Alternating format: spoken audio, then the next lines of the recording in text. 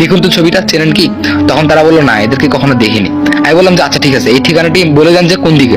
তারপরে সেই লোকগুলো বলে পশ্চিম দিকে। এরপর আমি পশ্চিম দিকে যাওয়া শুরু করলাম। পশ্চিম দিকে যেতে যেতে হঠাৎ করে একটি ভয়ানক জঙ্গল আমার সামনে পড়ে, একদম পরিত্যক্ত জঙ্গল। আর সেই জঙ্গলের সামনে লেখা আছে, মানুষ প্রবেশ নিষেধ, এখানে যে যায় সে কখনোই ফিরে আসে না, এইটা লেখা আছে। আমি অনেকটা অবাক হলাম। এই বন্ধু হারিয়ে গিয়েছে, তারা তো শিক্ষিত, তারা তো এই লেখাটা পড়েছে, তারা কি এই ভিতরে যাবে? আমি ভাবলাম যে না, তারা হয়তো বা যায়নি। এরপরে আমি আবার বাসায় যেতে শুরু করলাম। হঠাৎ করে আমার চোখের সামনে আমার বন্ধুর একটি রুমাল পেলাম, রাস্তার মধ্যে পড়া। আমি রুমালটি হাতে তুলে নিয়ে ভালো করে চেক করলাম। হ্যাঁ, এটা হলো আসিফের রুমাল। এই রুমাল শুধু ওই ব্যবহার করে, কারণ এই রুমালটি বাইরে কিনতে পাওয়া যায় না। এই রুমালটি হলো ওর মায়ের হাতে বানানো, আর সেখানে নামও লেখা আছে আসিফ। আমি অনেক দিন থেকে সেই রুমালটি তার কাছে দেখেছি। তখন আমি একদম নিশ্চিত হলাম যে আমার বন্ধুরা এই জায়গাতেই এসেছে। এরপরে আমি আশেপাশে তাকালাম, দেখলাম যে অনেক মানুষ। তারপরে আমি সেখানেই বসে পড়লাম যে এখন ঢোকা যাবে না, যদি আমি এখন ঢুকতে যাই তাহলে মানুষগুলো আমাকে বাধা দিবে, এখানে ঢুকতে আমাকে নিষেধ করবে। তাই আমি সেখানেই বসে পড়ি। যখন মানুষজন কমে যায় তখন আমি সেই জঙ্গলের মধ্যে ঢুকে পড়ি। সেই জঙ্গলের মধ্যে যখন আমি ঢুকে পড়লাম, আমার ভিতরে কেন যেন ভয় ভয় কাজ করতেছে। আসলে আমি তো ইন্টারনেটের মধ্যে দেখলাম এই জায়গাটি আসলে ভয়ানক, আর সাইনবোর্ডও দেখলাম এখানে মানুষ প্রবেশ নিষেধ।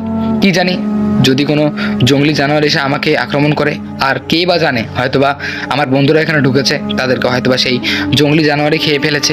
যাকে বাদ দেন, আমি খুব তাড়াতাড়ি দেখবো, আবার খুব তাড়াতাড়ি চলে আসবো, আমার কিচ্ছু হবে না। এই কথা বলে আমি নিজের মধ্যে সাহস নিয়ে আসলাম। তারপরে আমি আস্তে আস্তে যেতে শুরু করলাম। আস্তে আস্তে আগাতে আগাতে হঠাৎ করে আমার সামনে একটি পুরানা কাগজ পড়ে আছে। তবে সেই কাগজটি মনে হয় অনেক যত্ন করা একটা কাগজ, মানে এত সুন্দর করে প্রিন্ট করা, মনে হলো এটা হয়তোবা কোনো বড় লোকের। তারপরে আমি সেই কাগজটি হাতে নিলাম। হাতে নিয়ে বুঝতে পেলাম এটা সেই নকশাটি হবে, কারণ এই নকশার মধ্যে সেই জাদুঘরের নাম লেখা আছে। তখন আমি বুঝতে পেলাম এই নকশা এখানে কেন, তার মানে আমার বন্ধুরা সত্যি এখানে এসেছে। তারপরে আমি নকশার মধ্যে ভালো করে দেখলাম গুপ্তধন কোথায়। এরপরে সেই নকশার মধ্যে একটি রাস্তার কথা বলা হয়েছে। এই রাস্তা দিয়ে সোজা যেতে হবে 2 কিলোমিটার। 2 কিলোমিটার যাওয়ার পরে একটি পরিত্যক্ত হাসপাতাল থাকবে, আর সেই হাসপাতালের মাটির নিচেই গুপ্তধন আছে। সেই গুপ্তধন কেউ নিতে পারেনি আজ অব্দি। অনেক মানুষ চেষ্টা করেছে, কিন্তু সবাই ব্যর্থ হয়েছে। তখন আমি শিওর হলাম এই কাগজ এখানে, তার মানে আমার বন্ধুরাও এখানেই আশেপাশেই কোথাও আছে। আশা করি তাদের কোনো ক্ষতি হয়নি। এরপরে আমি কিছু দূর আগালাম। কিছু দূর আগাতে আগাতে একটা ব্যাগ দেখতে পেলাম, আর সেই ব্যাগটা হলো জিসানের ব্যাগ। তবে আমি ব্যাগটা চেক করলাম, ব্যাগটা চেক করে দেখলাম সব কিছু ঠিকঠাকই আছে। ব্যাগটা এখানে, তার মানে তারা আশেপাশে কোথায় আছে। এরপর আমি চিৎকার করে বললাম, জিসান, আসিফ, কোথায় তোরা আছিস আশেপাশে? তবে আমি কোনো সাউন্ড পেলাম না। এরপরে আমি আস্তে আস্তে আরও আগাতে লাগলাম, তবে সেই নকশাটি আমার কাছেই ছিল। এরপরে আমি আগাতে আগাতে অনেক দূর চলে এলাম, প্রায় 1.5 কিলোমিটার আমি হাঁটলাম। এরপরে হাঁটতে হাঁটতে আমি হাঁপিয়ে পড়লাম, এক জায়গায় বসে পড়লাম। এক জায়গায় বসে পড়ে হঠাৎ করে সামনের দিকে তাকালাম, দেখতে পেলাম একটি ভয়ানক গাছ, আর সেই গাছের মধ্যে একটি সাইনবোর্ড লেখা আছে। তারপরে আমি সেই গাছের কাছে গেলাম। গাছের কাছে গিয়ে দেখতে পেলাম, মহারাজ আপনার জন্য অপেক্ষা করছি। আমি অনেক অবাক হলাম, কি ব্যাপার মহারাজ, আমি আপনার জন্য অপেক্ষা করছি, এই রকম লেখা, তাও আবার এই যুগে? সত্যি হাস্যকর একটি ব্যাপার। এরপরে আমি ফোনটা বের করলাম, ফোনটা বের করে একটা ছবি তুললাম। ছবি তুলে আমি আমার ফেসবুকের মধ্যে স্টোরিতে দিলাম। তবে হাস্যকর ব্যাপারটা হলো, এই ভয়ানক জঙ্গলের মধ্যে এরকম একটি সাইনবোর্ড, আমারও খুব হাসি পাচ্ছিল। আমি সেই সাইনবোর্ডটি দেখলাম, দেখে একটা ছবি তুললাম। ছবি তুলে আবার আমি হাঁটতে শুরু করলাম, কারণ আমি 1.5 কিলোমিটার চলে এসেছি, আর হয়তোবা হাফ গেলে আমি পেয়ে যাব সেই জায়গাটি, হয়তোবা আমার বন্ধুরা সেখানেই আছে।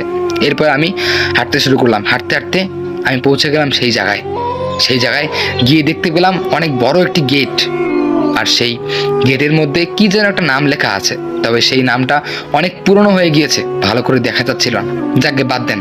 এরপরে আমি গেটটা আস্তে করে খুললাম। গেটটা খুলতেই খুব ভয়ঙ্কর একটা আওয়াজ হলো। এরপরে ভয়ে ভয়ে আস্তে আস্তে ভিতরে ঢুকলাম।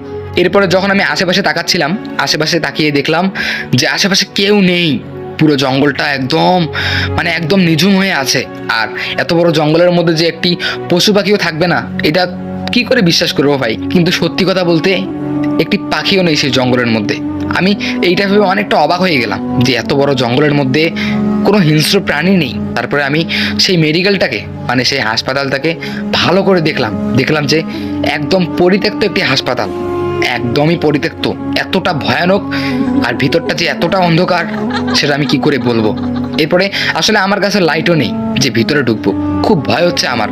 তবে সেই যে জিসানের ব্যাগটা আমি পেয়েছিলাম, সেই জিসানের ব্যাগটা আমি চেক করে দেখলাম যে একটি লাইট।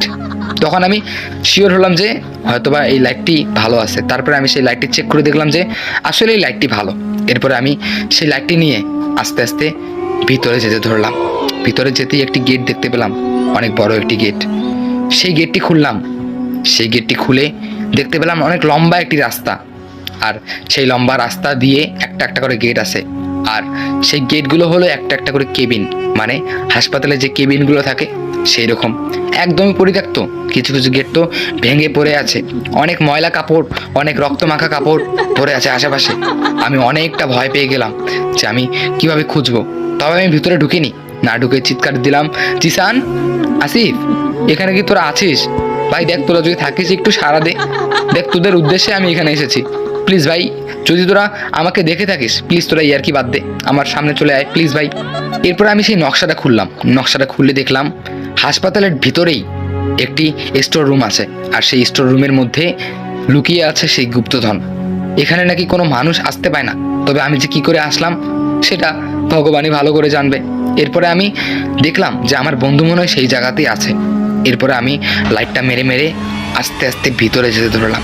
ভিতরে যেতে যেতে হঠাৎ করে একটি গেট আমার সামনে পড়ে গেল। আমি অনেকটা ভয়ে চিৎকার দিয়ে উঠলাম, এটা কি হলো? এরপরে দেখলাম যে কেউ নেই ওখানে, গেটটা হয়তো বা হাওয়াতে পড়ে গিয়েছে, তবে হাওয়াও নেই সেই ভিতরে। আমি আবার সেই কেবিনটাকে ভালো করে দেখলাম, ভিতরে কিচ্ছু নেই, তবে একটি পরিত্যক্ত কেবিন সেখানে। আর সেখানে একটি পা পড়ে আছে। পা বলতে যে মানুষগুলো পঙ্গু, হাঁটতে পারে না, এগুলো প্লাস্টিকের পা থাকে না, সেই পাগুলো পড়ে আছে। আর একটি ইনজেকশন পড়ে আছে ওখানে। আমি মনে মনে ভাবলাম এখানে হয়তোবা একটি অসুস্থ মানুষ ছিল, সে হয়তোবা নেই, অনেক পুরনো হয়ে গেছে জায়গাটা। এরপরে আমি আবার লাইটটা মেরে মেরে আস্তে আস্তে আগাচ্ছি।